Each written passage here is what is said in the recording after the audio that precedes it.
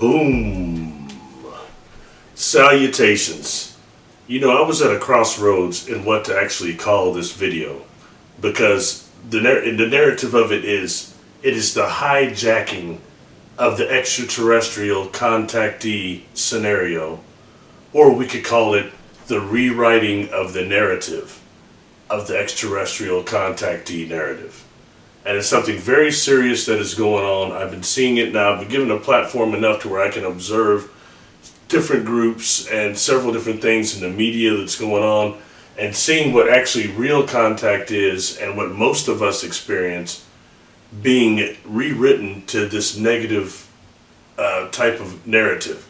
And this is coming from these gatekeepers. And the gatekeepers are materialists, all right? And they're not dealing with some of the things of what's really behind the phenomenon of contact that a lot of us are having. Okay, so this is going to completely focusing on the negative part of the extraterrestrial scenario, which is the SSP thing and the abductions. And I'm not saying that that stuff doesn't happen, all right, but that is not the majority of it. And there's actually a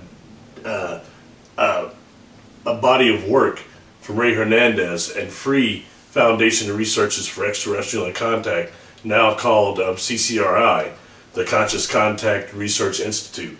And they did actually a three-phase survey, all right, that was over 4,200 contactees in 100 countries. It was a three-phase survey. And it's not talked about very much, all right? It's not emphasized because it is not the narrative that we hear so much about when it comes to contact. And two of the books that he wrote here, that his institution wrote, one is the Beyond UFOs book, and these are books you already saw in the picture there, and another one which is the more later one, which is The Mind of God. Fascinating book, and this one is dealing much more with the consciousness behind the phenomenon, which starts taking us into philosophy and a lot of other things, but most importantly the data that the survey got. And it's not been a survey like that really done. It's academic. People like Rudy Shields are in it, on it. Anyway, it's a great body of work. Period. Is what I'm trying to say. Now, how I'm introducing this is that there is a rewrite of the narrative going on, and that somebody, and we'll talk about this more later, try to actually purchase the survey results from Ray. And he talks about that with Susan Manwich. We'll go into that more here in a moment. But I thought it was just very, very important to bring this to light and to shed some light on some of the things that really this research is showing. Because it's showing a lot about positive contact, all right? My contact experiences were all positive, all right? Maybe I couldn't always understand them all, but they were positive. They weren't the negative thing that we hear so much about. So this attempt to rewrite the narrative of the extraterrestrial scenario is this negative experience thing. And when you see some of these pie charts we'll go over later, that negative contact is actually a small amount of the people that took this survey, myself included. But we don't hear about that. All right, you know, a lot of these conferences I've been to, Ray's not been a part of it. I've spoken with him at one of them. He should be at every one of them showing this data. It's very, very important. You know, so things like that. We want to talk a little bit about the gatekeepers and about some of the things that are being done to rewrite this narrative. All right. The thing to think about, that these gatekeepers, like I said before, are very much materialist, and I myself was kind of materialist at one point. All right, in terms of when I was younger, I had experiences that weren't all physical. They were sometimes these astral or dream type experiences, and it would kind of make me discount those because I couldn't touch things, like in these physical experiences, which would have a different texture to them. But that, you know, is actually incorrect. The majority of contact is actually non-physical, dream-like, conscious-like, and we have to start dealing with where some of these beings might be coming from consciousness. So I think that's important to kind of putting that into perspective. So well, that's the beginning of this, and start us off. And then next we're going to go into a different part of this and connect 3 parts, all right? 3 parts I want to go over, so this will be like a 3-part little short series. And what this does is this actually connects to 2 other videos I've done. This is very important. One is called the SSP and Mind Control. I did it probably maybe about a year ago by now. And another one is the Hacking of the Human Brain. I'll be doing another video coming up that will be dealing with targeted dream incubation and the technologies that are used to do that. They're actually turning people's dreams into memories and memories into reality. Very serious way of that they're manipulating the contact scenario. All right. So again, that's a Mind Control and SSP. I'll put a link in the preface of this video so that you have links to get to both of those videos, and also the Hacking of the Human Brain. Because those videos are long, the SSP Mind Control video is a 3-part series too. It's about 42 minutes long, so I'm not going to go into that part of this rewrite of the narrative. All right, I'm going to deal on the positive things and the data. I like data that Ray has and things like that. So that's just something I want to kind of put in there, but make sure that you're very, very aware of that. Those 2 videos and just how they actually go along with these, and this, so that they're like a 3-part series, 3 videos together. Anyway, they're all connected, and make sure to please watch those 2 videos and just connect that to what I'm saying here as far as the rewrite, because that's what they're pushing right now. That whole agenda right now. All right. Talk to you soon. Peace.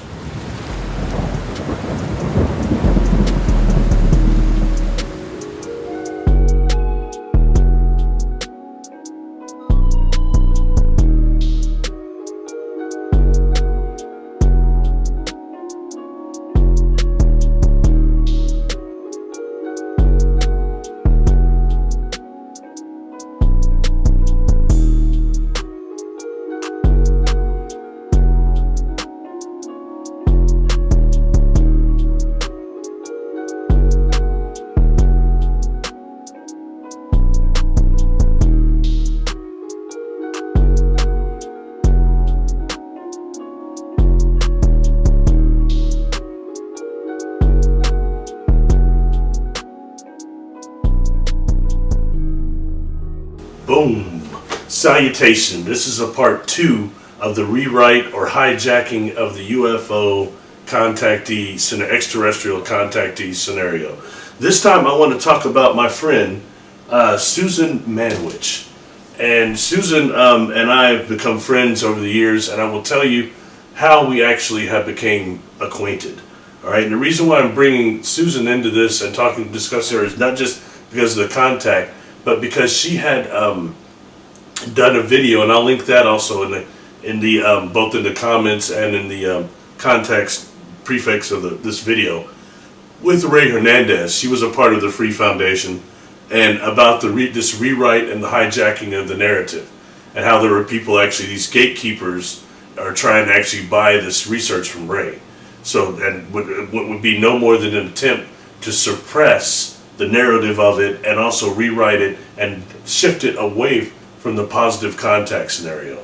That is imperative that that's done by these gatekeepers that are into materialists. All right. Now, the reason why Susan and I became friends is that when I was 16, I was 17 actually, it was the first of my onset experiences. My experiences kind of seemed to stop between about 13 to about 16 and a half, 17.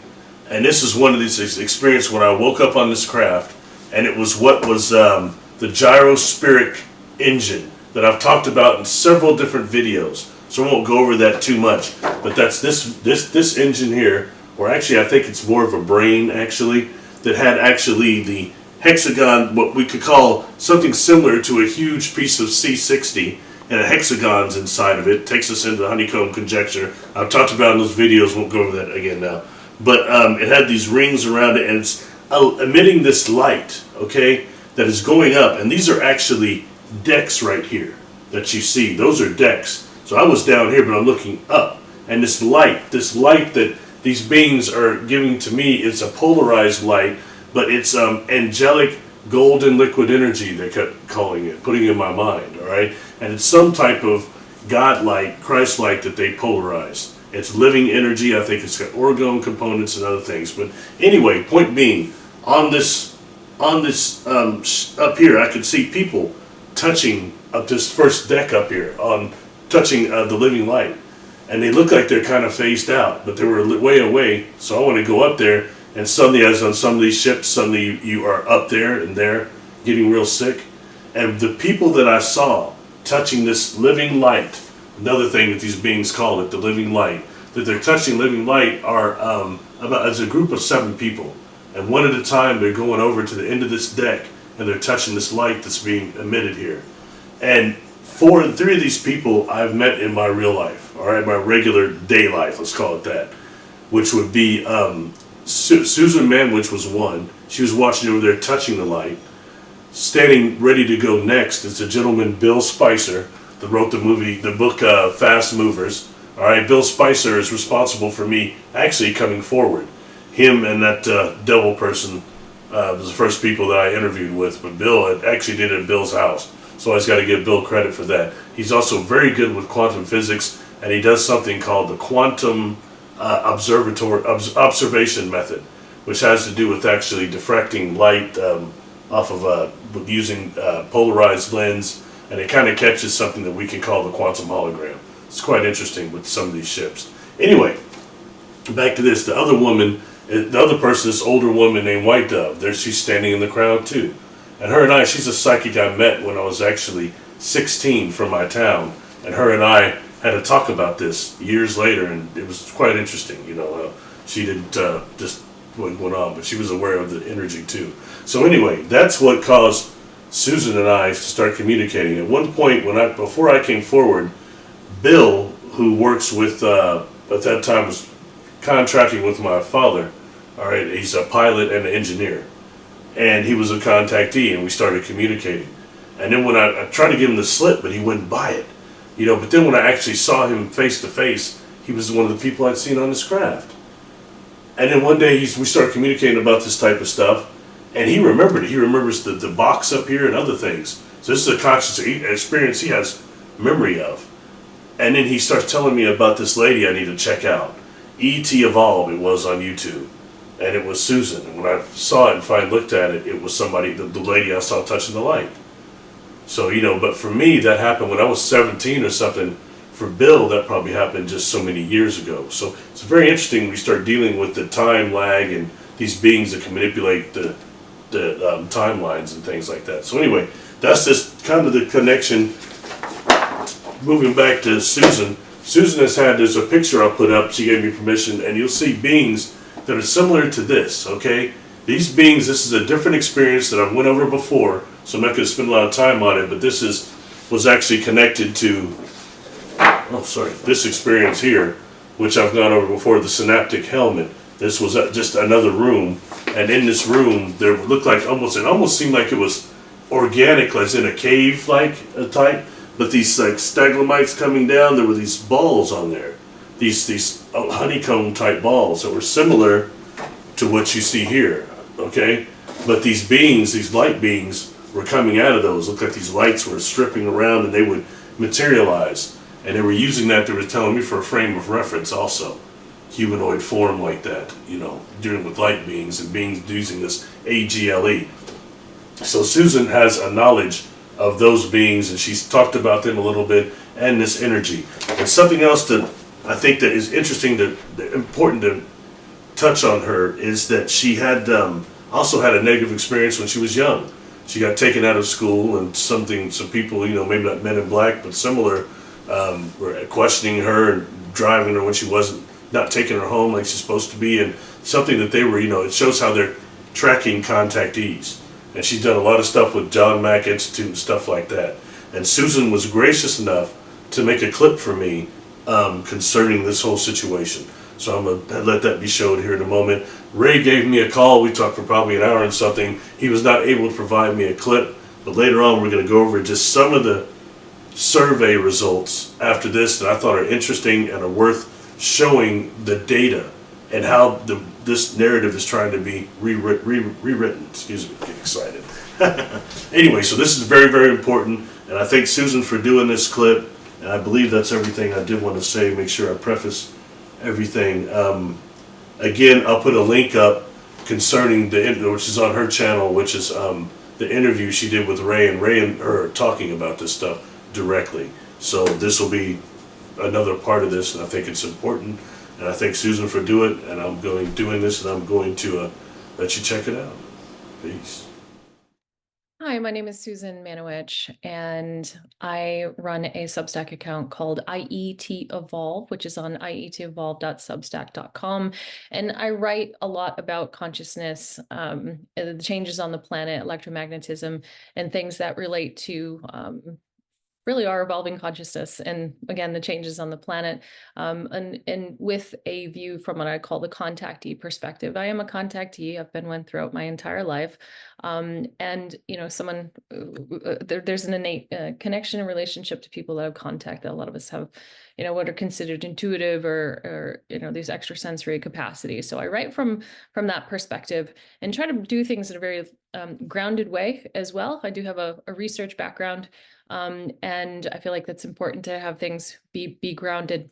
I'm doing this video today specifically for Barry, to be able to include, because so much of us who have had these experiences, behind the scenes, there's all this nuanced information that gets missed, because there's this, always this big overlay from mainstream media in regards to this topic. Well, now it is from mainstream media in regards to this topic. And, those of us who live, eat, and breathe, because this is our life, this is something that we have, it's with us. And we try to, bring these truths that we know, and have experience to you. So Barry asked me to do this. So this is specifically for him and for his audience today. I have two articles that I think are important if you go to my Substack account that are in greater detail. One is called Snatching of Contactee Files, an Attempt to Rewrite History. I wrote that a couple of years ago, and that's really in regards to two main people. One is Lou Elizondo, and the other is Tom DeLonge. And in my experiences, meeting different people, one in the new energy technology arena, and then the other just being involved in research with the free organization, the Foundation for Research into Extraterrestrial Encounters. I remember hearing the story about Tom attempting to purchase private contactee information when we were doing the free research study. And again, that's the Foundation for Research into Extraterrestrial Encounters. So many of these participants were promised privacy, that their information would be kept confidential, and it was just for research purposes only, to be given to the public. And that did happen. But there was this again, this story that I felt like it was important to get out, because again, it's nuanced, and if you're not paying attention and you don't know and you don't understand and you're not in these circles, you're going to miss it, and you say, well, why is this important? The fact that Tom did attempt to purchase these contactee files, we can speculate as to why, and the speculation is from, well, maybe they just wanted to know and understand what this was about, or maybe they're trying to suppress it. So, you try to figure that out. And that, that's left for everybody to come to their own conclusions on, for sure. So, that conversation with Ray Hernandez, who was heading up the research at the time, that is in there.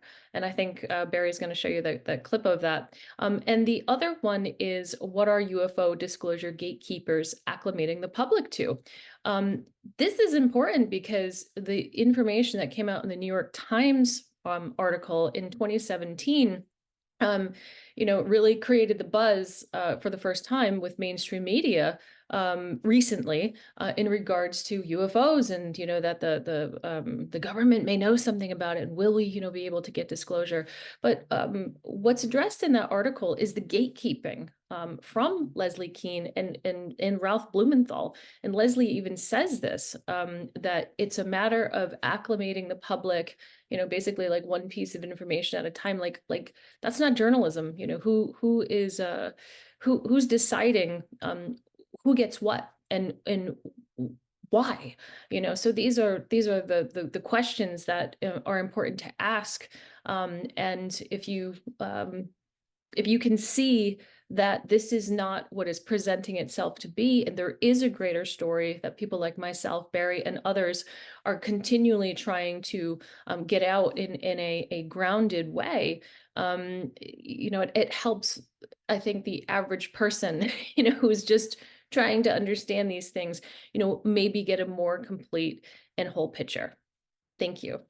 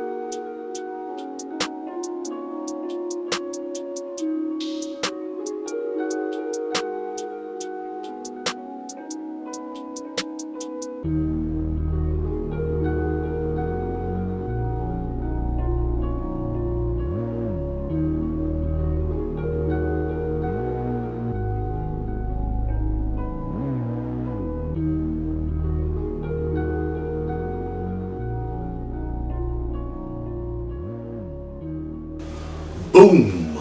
Salutations! Part 3 of the hijacking of the extraterrestrial contactee narrative, or the hijacking of the extraterrestrial contactee narrative slash scenario. We used to call things everything back in the 80s was a scenario. There was at the 90s really. Anyway, going forward, again, thank you to Susan for that. And what you just saw was actually a large amount, several graphs, pie charts from Ray's survey. Again, CCRI, the Contact Conscious Research Institute, former free, and those are a lot of the department. But did actually, it was 4,200 individuals over 100 countries in a 3-phase survey. And that survey was detailed, all right, and there's some things like, I took the first 2 parts and that's all, I didn't do the third one, it was detailed. And some of the things you saw, we'll go over several of those. I put just probably 30 of those up or so that really I thought were worthy and always caught my attention. A few of them I'll go over here real quick, but just, it shows some things that are not what we hear from the media and not what we think we would hear when dealing with the whole contact scenario. That's really, really important right now, I think, to deal with. So one thing would be, for example, let's say number 96, Q96. All right, these are pictures. What I'll do is I'll show these. You've already seen them, but I'll show the pictures that are survey at the end of this also. So you can go through and stop them and take a look at them. Take a look at the percentage, look at the people that answered versus the people that took it. And just it's quite interesting, and it's real data, and we don't have a lot of data like that concerning the whole contact scenario, and how this book, Beyond UFOs, and the other book, The Mind of God, written by CCRI, this one has a lot of the survey stuff in here. It shows us really what's going on and what's being missed, and more of what is the consciousness behind these events. There's a conscious event, so it's really important to deal with that. So without going over that much more. Number Q96, that one is describing your experiences. Are they positive, negative, or neutral?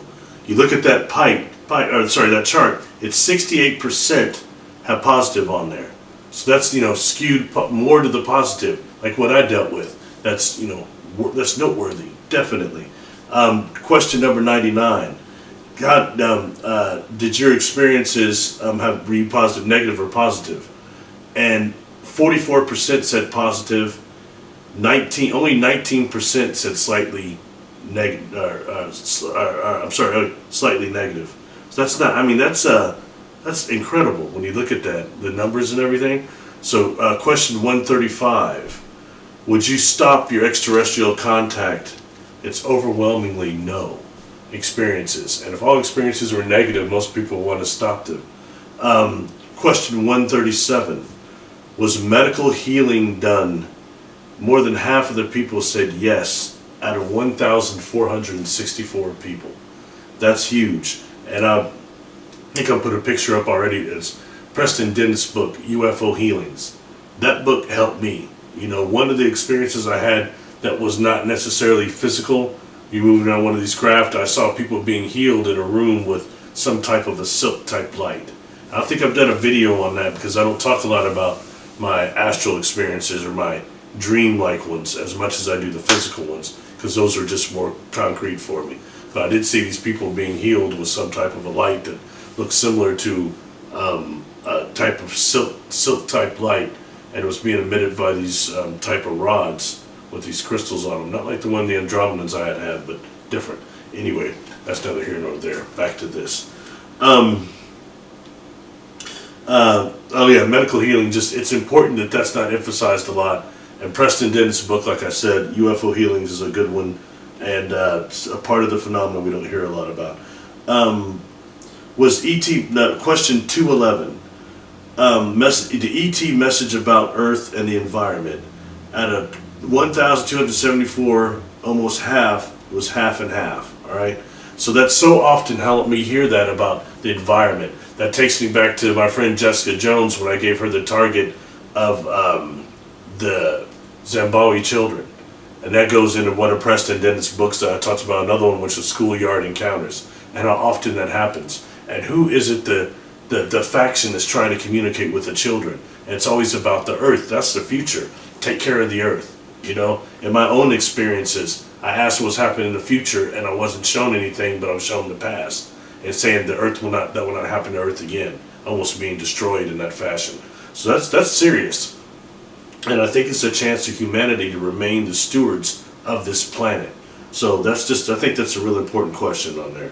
All right, question 326, spiritual matters. The majority said it strongly increased. You'll see these charts again, stop each one of them, pause them when you go through them at the end, see it for yourself. Question 353, empathy increased strongly, people from their contact experiences. And how many people right now that are incarnating are empaths? A lot of the clients I deal with right now are these very, very strong empaths that, where we're dealing with some of the activity down here is very, very difficult. Just the way the environment's being destroyed alone is very difficult to deal with for a lot of empaths. And not to mention the morphogenic field being generated by humanity, the collective consciousness. It's one of it's damaging. All right, question 416, emotional response to your contact experiences. That one, a very small percent out of 1,401 that answered that said negative. That is not what you would expect to see at all when you look at the media. And we deal with this SSP thing. Like I said, I don't want to discredit any of those people. I'm not trying to do that. But when dealing with some of the things I talked about in that mind control video and how they're being actually targeted, and some of these are things being induced in a hive mind, while a lot of them are having this alter reality thing, shared dreams, and all these things are coming from a hive mind of some type. That is an attempt to actually change this narrative, because some of the things I hear from some of these people is so succinct what they've been through, as opposed to me. Like, now when I talk about it now, you hear me do a presentation, or if you watch this channel it sounds very chronologically in order and everything, but it wasn't like that when the experiences were happening. Okay, they were fragmented, okay, in that type of way. And the further you get away from the event horizon, the more it gets that way due to the vibrational difference. So that is like, most people are like that, like me. They're fragmented, the experiences. It's hard to put that stuff together. You know, it's not just this thing, all of a sudden you boom, you know, all the stuff you were doing is just this incredible deal without even getting regressions or anything. You know, that's, you know, the missing time and all that. These are things you really have to take into consideration and evaluation. Sorry, I don't want to get over emotional or too excited on these and I fall off. Question 415. Did contact change your life? Okay, 14,000 answered that, and half of it was positive. So that's a lot, you know. Question 184. The connection between ET and the afterlife. Overwhelmingly said yes. Do you believe there's a connection between ETs and the afterlife? Overwhelmingly said yes. Now I can tell you through some of the work I've done, yes, that is true. There's a lot of times I'm coming up in like a life between life, or life after life regression, and the people's last regression, the last incarnation was not here. It was on either they're describing Mars or somewhere that's in another galaxy or across intergalactic space in the Milky Way, things like that. Whole different type of civilization that is not humanoid in any way. Different type of consciousness. It's fascinating when you start getting into that. So, and then going further than that, you know, into the afterlife, you're dealing with sometimes, I think, these ships and some of these beings that are so old that they know us, our soul life memories. Some of them, because they're that old, that ancient, or they have access to it, to the Akashic records and other things. So, again, all right. Next up, question 184. Believe connection. Oh, I'm sorry. I did it. Question 87. Oh, this is the big one. Question 87. I went that over, and I'll refer you to a video I did called Reptilian Questions. Number 87 is the reptilians. That's one I had to skip. Okay, and a lot of people skipped it, but those people that actually did answer it, I think it's 789. Okay, out of that, 21% said it was negative, as to where 34% were unsure. Okay, and it's 14.45% said positive. I think that's what it was, if I wrote that down correctly. Stop it for on 87 to look. The question is, the point is that an overwhelming amount of people had positive and neutral on there, opposed to the negative, which was a small part of that pie chart. And when I asked Ray why, because you know, people, you have to write down like a paragraph of why it's that way. And he said we got a lot of the same answer, which is that the beings themselves, these reptilians, the physical encounters, they scared the people.